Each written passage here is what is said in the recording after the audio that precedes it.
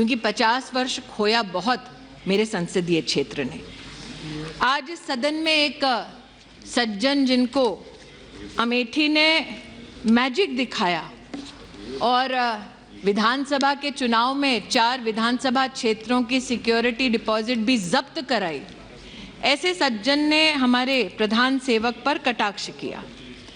लेकिन मैं अमेठी की ओर से आज इस बात का उल्लेख निश्चित रूप से करना चाहती हूं कि जब रूस के साथ भारत में शस्त्र की दृष्टि से नई तकनीक का संचार हो तो 5,000 करोड़ की लागत की असॉल्ट राइफल की फैक्ट्री अमेठी तब आई जब सांसद भारतीय जनता पार्टी का नहीं था बल्कि कांग्रेस पार्टी का था। राष्ट्र के संरक्षण के लिए अपने पराये का भेद ना कर ये उत्तम उदाहरण मेरे संसदीय क्षेत्र में प्रस्तुत करने के लिए मैं देश के प्रधान सेवक का आभार व्यक्त करती हूँ।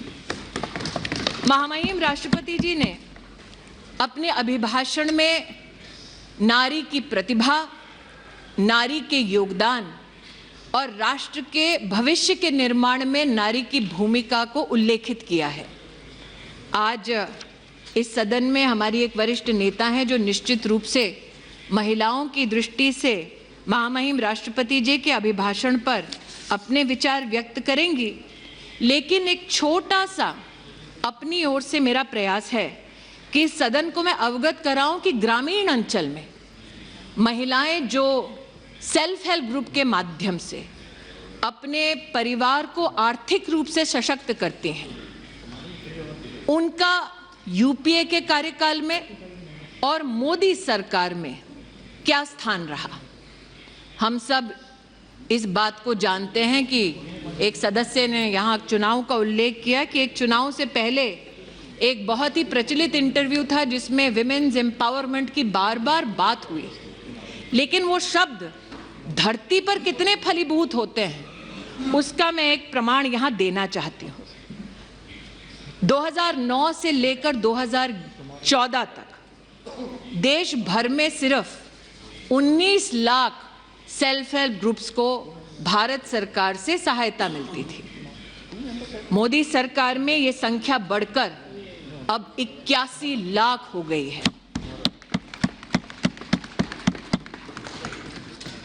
2009 से लेकर 14 तक जो राशि इन सभी सेल्फ हेल्प ग्रुप्स को दी गई वो लगभग 80,000 करोड़ थी, लेकिन मोदी सरकार में 2014 से लेकर 2022 तक ये राशि बढ़ाकर 4,93,000 करोड़ रुपया की गई।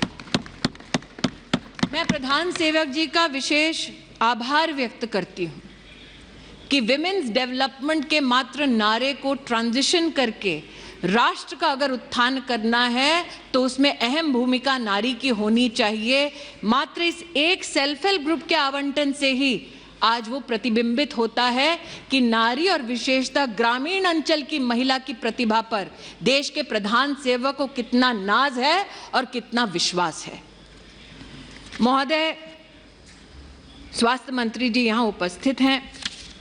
मैंने सदन में पहले भी कहा, आज भी कहती हूँ, हमारे समाज में ग्रामीण अंचल में गरीब तबके में महिला को अगर आप कभी पूछें साल 2014 से पहले कि क्या सार्वजनिक रूप से सर्विक्स कैंसर का और ब्रेस्ट कैंसर का कहीं भी उल्लेख होता था, ग्रामीण अंचल और गरीब तबके की महिला ये कहेगी कि इसका उल्लेख सामाजिक दृष्टिकोण से ना हो, ऐसा नहीं था।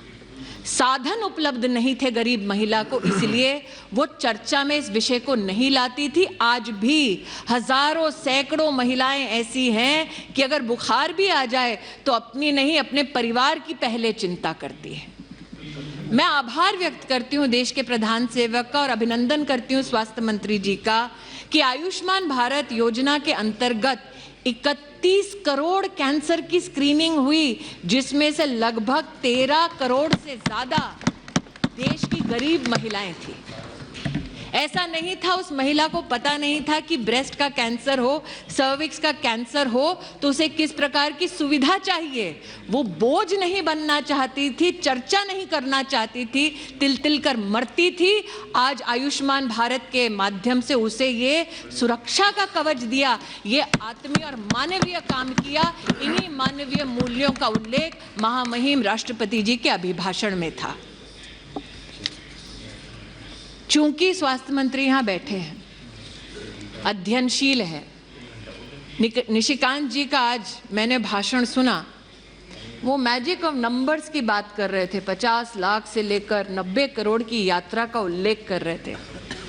अब हम संसदीय क्षेत्र जो मुख्यतः ग्रामीण है वहां से हैं, एक मैजिक वहां भी हुआ। और महोदय, आपकी अनुमति से निशिकांत जी ने आज कहा वो सब ऑथेंटिकेट कर सकते हैं, कुछ कागज मैं भी लाई।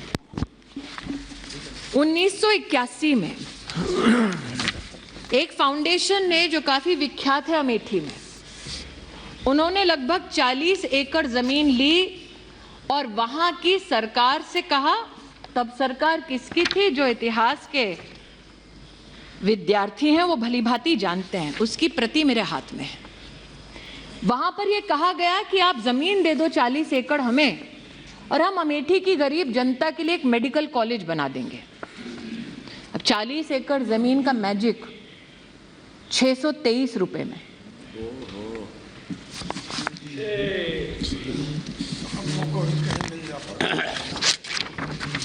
₹623 का रेंट और सुरेश जी सुनिए, 623 रुपए का रेंट 30 साल तक, 30 साल तक अमेठी के गरीब नागरिकों को ये बार बार कहा गया कि आपके लिए मेडिकल कॉलेज खोल देंगे। जी